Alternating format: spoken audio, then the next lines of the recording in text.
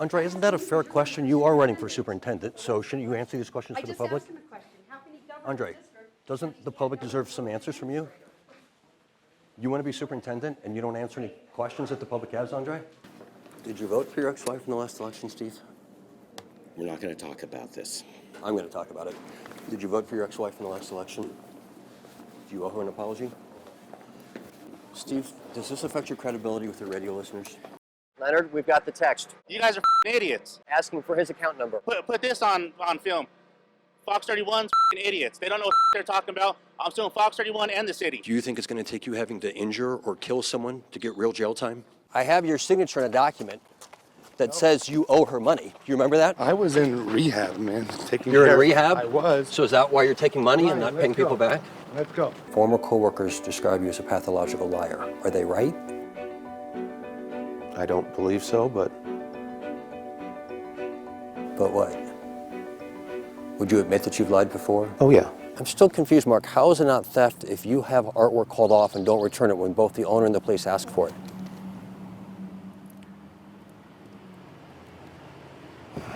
They say you rubbed their leg and that you propositioned them from oral sex. Is that true? I don't wish to discuss it anymore, thank you. You are being a dupe. How many times could I say it? This fellow is being a dupe. Is the sky going to fall if she's allowed to have a medically necessary Who RV cares? for her 12-year-old? I don't have to answer your questions. You're being a fool. Has it ever occurred to you that you don't know what you're talking about? Has it ever occurred to you that you're being mean-spirited? No. You know why I'm contacting you? Not a single clue. Not a clue? On the night of December 3rd, Fort Collins police stopped Harris Elias because the officer said he didn't yield the right of way to pedestrians in a crosswalk. How much alcohol have you had tonight? Is there a reason why you don't answer the question? Legally, Harris knows he doesn't have to answer most questions, and he has a reason for not trusting police. I can smell a faint odor of alcohol coming from your breath or your person. And then the fact that you say you smell alcohol is a lie. It's an outright lie. Harris Elias says the arrest had him seething. I was angry. I had heard this song and dance before. Heard this song and dance before nearly 2 years earlier in Loveland. So the reason I asked you out of the car is obviously I could smell an overwhelming odor of alcohol. That was a Loveland police officer who arrested Elias despite the breathalyzer results. I understand that you blew triple zeros, so that leads me to believe that there's something else going on. Blood results for alcohol or drugs would later show not detected. So, fast forward to December 2021, when Elias would again be placed in the back of a police car for DUI. Jesus Christ! Elias says the officer slammed the door on his knee, which becomes significant later at the jail. We are at the jail. Now we're going to start our breath test. Officer Jason Hafferman turns off his body cam audio just as he's about to give Elias the breathalyzer test. When he turns the audio back on... Are you needing immediate medical attention to where we need to go to the hospital now? He offers to take Elias to the hospital to have his knee examined. And because breathalyzers have to be conducted within 2 hours of a traffic stop, this means he can demand a blood draw from Elias instead of just the breathalyzer. They use that as, in my opinion, a pretext to avoid getting the immediate results on the breath test and to go for the bigger fishing expedition with the blood results at the hospital. Attorney Sarah Schelke says blood results for alcohol and drug came back not detected once again, exonerating her clients. Police retaliate against people who don't immediately do whatever they tell them to do. Do you think officers maybe have an unconscious bias to think when a guy won't answer questions, he must be hiding something? Well, that's part of our training. We make sure that that's not the case. We asked Fort Collins Police Chief Jeff Swoboda if it was appropriate for his officer to mute his body cam just as he was about to give Harris Elias a breathalyzer. Yeah, he muted it when he got on the phone, and that's one of the things we're looking into as to what was the muting for. The policy does allow us to mute the body camera from time to time. Harris Elias says the arrest was worse than the Loveland incident because he spent 3 days in jail before he was allowed to bond out and had to deal with Child Protective Services. Because his teenage son was in the car when he was arrested, he was charged with child abuse. As a single dad, to have that sort of intervention and a criminal charge is absolutely terrifying. They were threatening my family. It was his girlfriend who had to pick up his son at the arrest scene. Either he's getting blood or breath for DUI, so it's one of the two. Yeah. So it's... He hasn't been drinking. He's been like doing like electrical in my basement all I'm sorry. Sorry is exactly what Harris Elias would like to hear from Fort Collins police. And at the end, if there is something that we ever have done inappropriately, I'm not above apologizing to people. Chief Swoboda says anytime DUI results come back negative, his department does an internal review. It's concerning that later it came back that he didn't consume any, but that doesn't mean that the officer didn't smell alcohol inside the car on his breath, or on his person. But Chief, isn't that exactly what it means? No, you could have alcohol on your body, somebody spills on you, you're smelling something. I want accountability from the top down. I want them to know that these issues matter.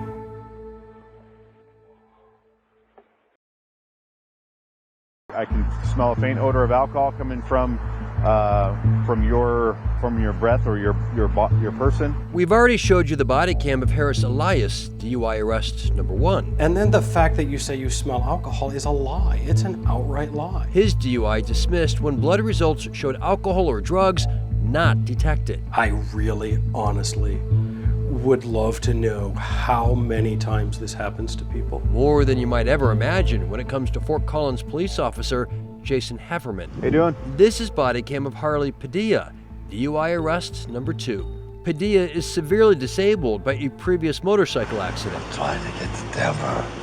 Okay. What job? The 50-year-old can only speak through his throat because he has no larynx. He says body cam shows Officer Hefferman was lying when he accused Padilla of swerving. It just showed that he was lying. And he had no business pulling me over. It's terrible.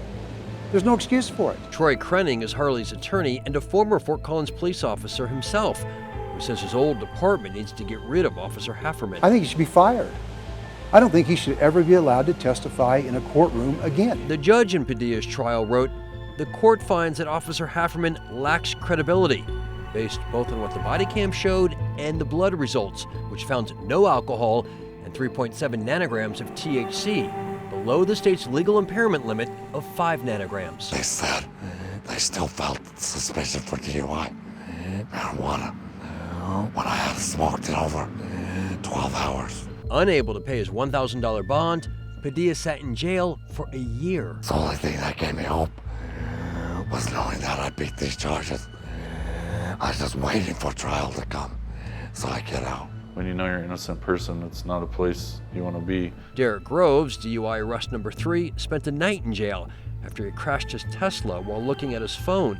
But Officer Hefferman refused to believe that was the cause. Not only are your pupils different sizes, but your eyes are doing certain things. They're not necessarily tracking. The body camera captures an individual who is completely sober, who is not impaired to the slightest degree. Attorney Matthew Holtzman got charges dismissed for Derek Groves last week when the blood results for alcohol and marijuana came back not detected. We're seeing this investigation unfold in real time, in which Officer Hefferman is essentially fabricating what he's observing in order to support probable cause to make an arrest. I think he should be relieved of his job or not be able to be a police officer anymore. And then there's body cam from DUI arrest number 4.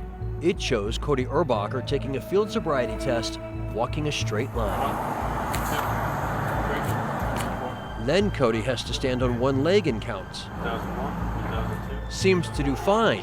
3 minutes later, Officer Hefferman tells him to touch his nose with his left hand and then his right hand. Again, no obvious signs of impairments, and yet Officer Hefferman says, I do believe that you're unsafe to be driving, so you are under arrest for driving under the influence. Like so many others, Cody Urbacher's DUI would be dismissed following a negative blood test for alcohol and drugs. It's definitely frightening to know that there's a cop that is willing to charge people for a DUI that they didn't commit. Being innocent still cost Cody a lot, $8,000 to $9,000, he says, for an attorney and weekly breathalyzers, not to mention missed job opportunities from employers who would not touch him because of a pending DUI. Well, financially, it's been a struggle. You know, if he's gonna accuse random citizens of DUI charges, why is he on the force? How has nobody figured out that these are false charges?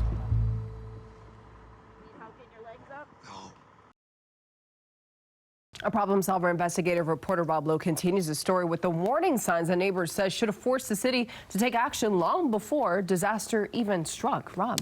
Erica, it's sad to say this, but when 7731 North Knox Court blew up in February, Neighbors were not shocked. The owners were an elderly mother and her son, hoarders with code violations dating back to 2009. The utilities had been cut off in 2018 before the house then caught fire in 2021. Yet the son, Dwayne Doyle, kept living there until he accidentally blew himself up 3 months ago. A neighbor's security camera shows the explosion. The moment 7731 Knox Court delivered its final insult to neighbors. Crystal, what has this explosion done to your life? I'm devastated. I've been essentially frozen in time. Chris Adepke is the next door neighbor left homeless by the explosion. She'd like to go back in time, when she says the city could have done so much more for her and the man who died in the blast, 51-year-old Dwayne Doyle. In 2019, the city tells the problem solvers it did its first abatement in 25 years, cleaning up 7731 North Knox Court without even trying to bill the Doyle family. But the city did not put a lien on the property in 2019, which could have led to foreclosure before the home caught fire in 2021. That's when the city deemed the house uninhabitable, 10 months before it finally blew up in 2022. There have been so many opportunities for them to intervene and so many pleas for help. They were all ignored. In June of 2021, 2 months after the house fire, a neighbor called 911. The neighbor that just had a recent fire, we lit another fire. But since the neighbor says he already put the fire out himself, the dispatcher says there's nothing for the city to do. And that's when the neighbor demands police come out. This guy really needs some attention. Like, the house is taped off and the guy is here. And the report does not show if police ever made contact. In August of 2021, now 4 months after the fire, the city did a second cleanup because the hoarding continued. Then, in October 2021, another neighbor calls 911. They are living in a house that they already caught on fire 6 months ago, and now they're reliving in the house that's deemed uninhabitable, but now they got another fire going. Police notes about Dwayne Doyle simply say, having him move on. But the call notes also mention a propane torch. And then, February 15th, 2022, 1 week before the explosion, a different neighbor calls 911. I've been boarded up for a year now or so. I don't think anybody should be living there. He's just like a caveman that comes in and out of there. A cop showed up, but the neighbor tells the problem solvers the officer never entered the condemned house to confront Dwayne. Call notes simply say, no contact at residence. Arrest him for trespassing? Maybe if he was in jail, he wouldn't be dead. Manny Garcia says neighbors tried warning city leaders. Doyle was still living there. The police came by, code enforcement would come by. Yet Doyle was never arrested for trespassing after the fire, despite their red sticker with the words, danger, uninhabitable. Following the explosion, neighbors told police they had seen Doyle bring multiple propane tanks of varying sizes into the home. Crime scene photos obtained by the problem solvers show several propane tanks lying in the debris. I couldn't have told you the degree of destruction that could have happened, but I knew that something bad was going to happen. And now that it has, neighbors still can't get city leaders to talk with them. I just want to know when this is going to be taken care of. This is from a city council meeting a month after the explosion. We have contacted the city of Westminster over as many years as I've been here to do something about these homeowners. 2 weeks later, neighbors went back to city council. And it's been 4 years that we have been trying and desperately asking for the city's help. Brenda Garcia's parents live on the other side of the explosion site in Crissa. The home now empty while it undergoes a massive asbestos cleanup. I am sitting on a $97,000 bill just for the outside asbestos without knowing the structural damage of our home. The mayor's response?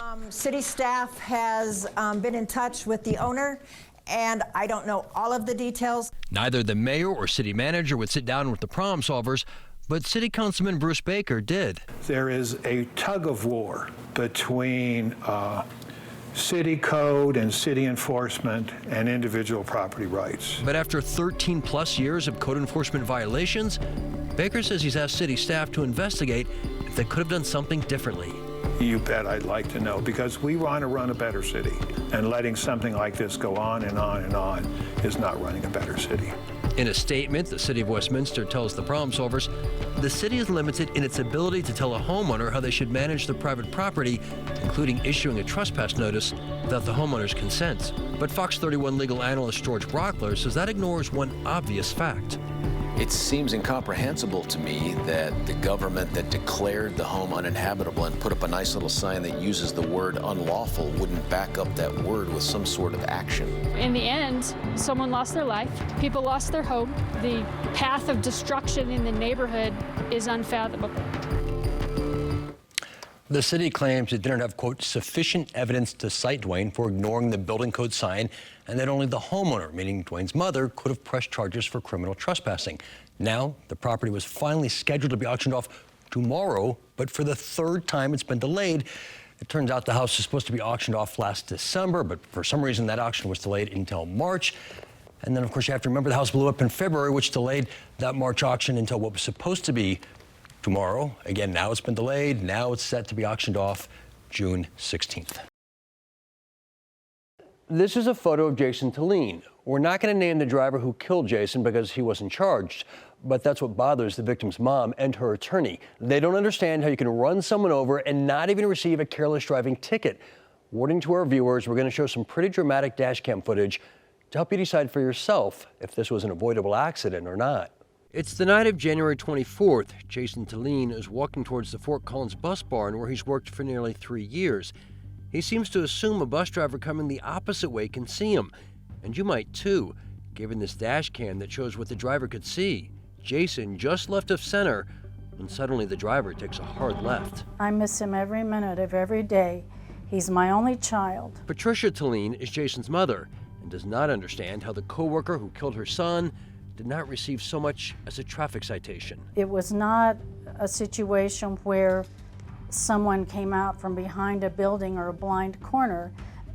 Jason was walking across a wide open parking lot. We're feeling like this investigation was not done in a way that was impartial and fair. Matthew Holtzman is Patricia's attorney and finds it unbelievable the driver who killed Jason Talene faced no repercussions. We learned that this was not just an avoidable accident, but one that had such a degree of negligence that it rises to the level of criminal. And yet no criminal charges were filed. That's right. Body cam obtained by the problem solvers shows even the driver himself wondered if he might get fired. Am I fired? Like, oh, don't worry about that. I'm seriously. That is, we just want to make sure you have everything you need. The driver was not fired or ticketed. We're blurring his face since he was not charged, and there's no doubt he felt terrible about what he did. I do have to tell you that Jason did pass away. I'm so sorry.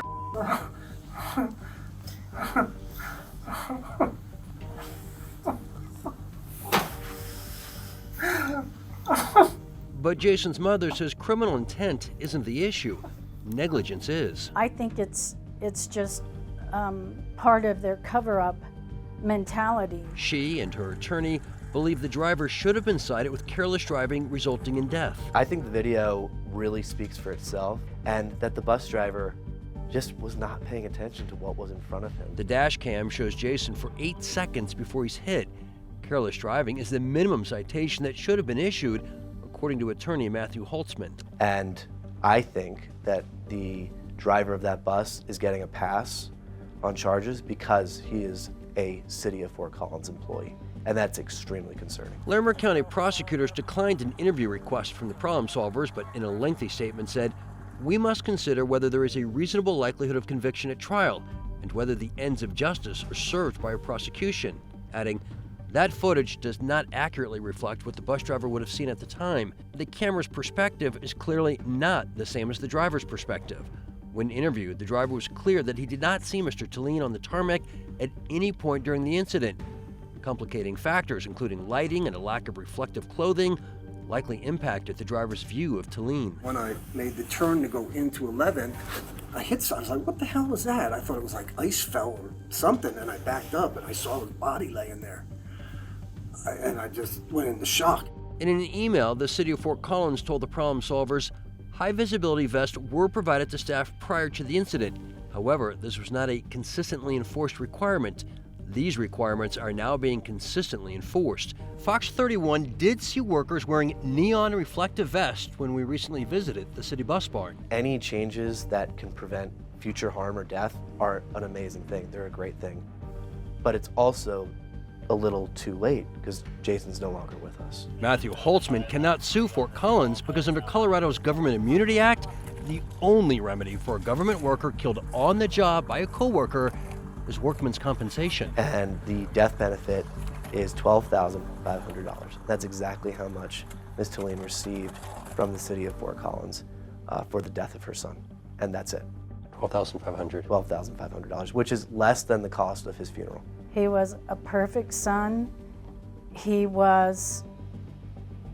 a team. He was all I had. It's heartbreaking. It's heart-wrenching. There is still one way for Patricia to get justice. Her attorney can petition a judge to compel prosecutors to charge the bus driver. If Matthew Holtzman can convince a judge, prosecutors should have done so in the first place. I just don't see how any reasonable prosecutor could look at this video and say that there wasn't some degree of carelessness. But getting a judge to agree is incredibly rare, especially when prosecutors believe the driver has suffered enough. I mean, this kid was my friend. Just killed my friend. How do you deal with that? How do you live with that? Attorney Matthew Holtzman says he will file a petition sometime this summer asking a judge to force prosecutors to reopen this case. We'll be sure to let you know what the judge decides. Rob Lowe, Fox 31. Elias Armstrong had a liver transplant when he was just 6 months old. He had faced adversity throughout his young life when he was found shot to death on the night of Sunday, February 5th. The owner of this black Audi, using a phone app, first tracked his stolen car to the 1100 block of Decatur, and that's where he shot Elias before the 12-year-old drove the car a few blocks away. I think that if he would have just let the police approach the car and he sat back and waited till they got there, that my son would be alive right now. And he said, see, he took the law in his own head. My son's dead because of him. And nothing's gonna happen to him but a pat on the head. Dad Thomas Armstrong does not understand why Denver's district attorney won't charge his son's killer. Thomas, what was your reaction when the DA said, we're not going to charge this guy because he's got a self-defense claim? My reaction was just like it is right now. I just couldn't believe it. The Armstrong family says prosecutors obtained surveillance video it shared with them to explain its no-charging decision. Thomas admits it shows a single bullet came from the back of the car first, before the man supposedly unloaded 15 shots into the car, as one boy fired back twice. They showed us a video, and the video had showed the man with his hand on his gun running towards them with a real fast speed. You heard one shot, then you just heard him let off 15 rounds into the car. The man, when he first pulled up to the car, he seen the little boy this tall standing by his car and running to jump into the car.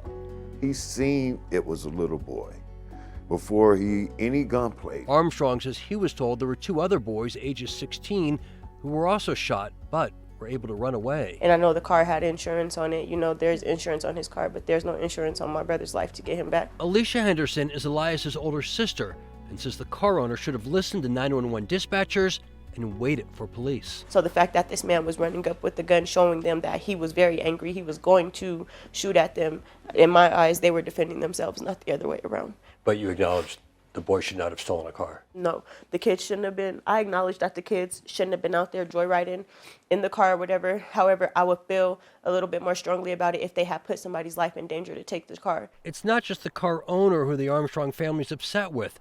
The two teens with Elias, they say, have refused to talk with investigators. And for you guys to leave him there like that and not even speak on his behalf, it will eat you up for the rest of your life. And I just pray that you guys come forward because ultimately your story plays a big part in this. Elias's death, that breaks my heart. I just can't think about him so much because there's no coming back and I can't replace him. I just pray that he made it to heaven.